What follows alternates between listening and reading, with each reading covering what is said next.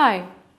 Ever wondered if there's a way to make a payment or purchase some goods without relying on cash, online wallets, banks, or third-party applications? Well, that's possible thanks to cryptocurrency. So here's what you need to know about it in today's episode. Cryptocurrencies are a form of a digital currency that came to existence to solve the many problems of current transaction systems, like a failed banking transaction, for example, that can be due to technical issues at the bank, hacking attempts, exceeding the daily transfer limit, and the transfer costs associated with money transfer. To address these challenges and others, one solution has been developed: Bitcoin, the digital currency that was launched in 2009 by a mysterious person, or persons, only known by the pseudonym Satoshi Nakamoto. Unlike traditional currencies issued by central banks, Bitcoins have no central monetary authority. No one controls it. Bitcoins aren't printed like dollars or euros. They are mined by people running computers all around the world who use software to solve a cryptographic puzzle. Bitcoin is the most prominent and largest cryptocurrency by market cap. But of course, Bitcoin is not the only one. There are thousands of other currencies, like Litecoin, Ethereum, Zcash, who are called altcoins, and they are based on alterations of the same fundamentals as Bitcoin. Now, Bitcoin runs on a blockchain technology as a peer-to-peer electronic cash system with strong cryptography to secure online transactions. To realize digital cash, you need a payment network with account balances and transactions that are easy to understand. But one major problem every payment network has to solve is to prevent double spending. That is, to prevent an entity from spending the same amount twice. Usually, this is done by a central server who keeps records of all balances. But in a decentralized network, such as the case of a blockchain network, you don't have this server. So you need every single entity on the network to do this job. Now, to do this, every peer needs to have a list of all transactions so that they can check if future transactions are valid or if there is an attempt to double spend. But how can these entities keep consensus about these records? Well, if all peers on the network disagree about one single minor balance, everything breaks and the transaction fails.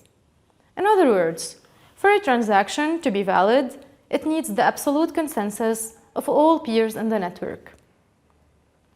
To illustrate this, we'll look at a transaction on the network. A transaction is a file that says Tom gives X Bitcoin to Alice, and it is digitally assigned by Tom. Now, once signed, the transaction gets broadcasted to the network, sent from one peer to every other peer. After a specific amount of time, the transaction gets confirmed by miners, whose single job in a cryptocurrency network is to take transactions, stamp them as legitimate, and spread them on the network. And only miners can confirm transactions. But how do they do this? Well, every miner competes to solve a cryptographic puzzle. After finding a solution, a miner can confirm a transaction and add it to the blockchain. And as an incentive for doing this, miners receive a payment from the network in a form of a cryptocurrency, like Bitcoin. After the transaction gets confirmed by a miner, every node has to add it to its own database so that it becomes part of the blockchain. Anybody can be a miner. They only need to use some of their computer's power to qualify for the task.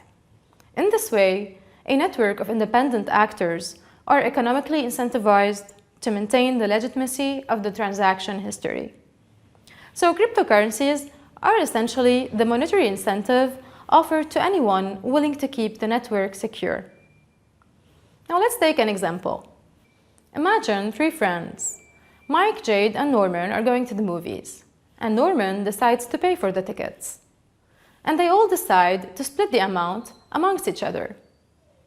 Now let's say that Mike and Jade have to send Norman 4 Bitcoins each. Now let's assume that Mike and Jade have 5 Bitcoins in reserve, while Norman has 7. First, Mike sends 4 bitcoins to Norman for the price of the ticket. A record is created in the form of a block, and the transaction details between them are inscribed inside this block.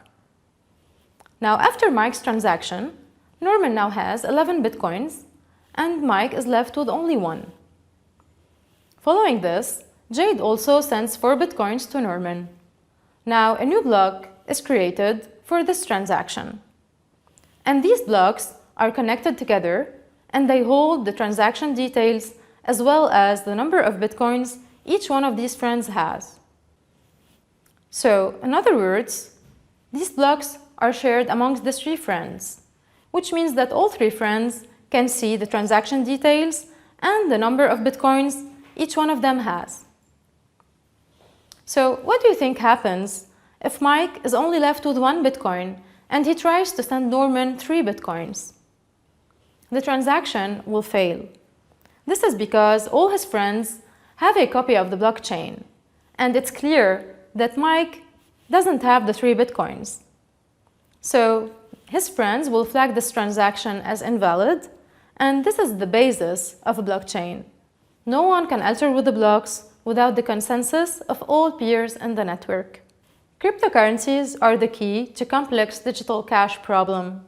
They emerge to maintain the integrity and consensus among independent and potentially malicious actors. Thank you for watching. If you liked this video, like and subscribe for more.